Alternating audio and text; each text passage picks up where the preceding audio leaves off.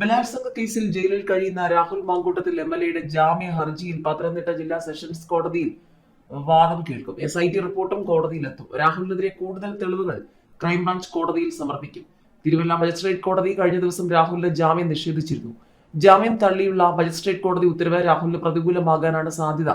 ആദ്യ കേസിലെ പരാതിക്കാരി ഹൈക്കോടതിയിൽ കഴിഞ്ഞ ദിവസം സമർപ്പിച്ച സത്യവാങ്മൂലം ഉൾപ്പെടെ ചൂണ്ടിക്കാട്ടി ജാമ്യ ഹർജി എതിർക്കാനാണ് പ്രോസിക്യൂഷൻ നീക്കം. രാഹുൽ മാങ്കൂട്ടത്തിൽ MLAക്കെതിരായ ആദ്യ ബലാത്സംഗ കേസിൽ പരാതിക്കാരൻ നൽകിയ സത്യവാങ്മൂലത്തിൽ ഗുരുതര ആരോപണങ്ങളാണ് ഉന്നയിച്ചിട്ടുള്ളത്. നേരിട്ടത് ക്രൂര ബലാത്സംഗമാണെന്നും ഭീഷണിപ്പെടുത്തി നഗ്ന വീഡിയോ ചിത്രീകരിച്ചുവെന്നും വീഡിയോ ഇപ്പോഴും രാഹുലിന്റെ ഫോണിലുണ്ടെന്നും പ്രതിക്ക് മുൻകൂർ ജാമ്യം നൽകിയാൽ നഗ്ന ദൃശ്യങ്ങൾ പുറത്താക്കുമെന്ന് ഭയപ്പെടുന്നതായും സത്യവാങ്മൂലത്തിൽ പരാതിക്കാരി വ്യക്തമാക്കുന്നു. കൂടാതെ ഗർഭചിത്രം നടത്തിയത് ഭീഷണിപ്പെടുത്തിയാണെന്നും സുഹൃത്ത് ജോബി എത്തിച്ച ഗുളികകൾ കഴിച്ചത് വീഡിയോ കോളിൽ കണ്ട് രാഹുൽ ഉറപ്പാക്കിയെന്നും യുവതി സത്യവാങ്മൂലത്തിൽ പറയുന്നു.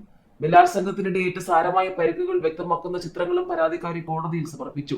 ഭീഷണി ഒഴിവാക്കുന്ന ചാറ്റുകളും ശബ്ദ സന്ദേശങ്ങളും സത്യവാങ്മൂലത്തിനൊപ്പമുണ്ട്. ജാമ്യാപേക്ഷയിൽ രാഹുൽ പറഞ്ഞത് വക്രീകരിച്ച വസ്തുതകളും അർത്ഥസത്യങ്ങളുമാണെന്നും വിചാരണ കോടതിയെയും ഹൈക്കോടതിയെയും തെറ്റിദ്ധരിപ്പിക്കാൻ ആസൂത്രിത ശ്രമം നടന്നു. പ്രതി സാഡിസ്റ്റും ഗുരുതരമായ മനോവൈകൃതമുള്ളയാളുമാണ്.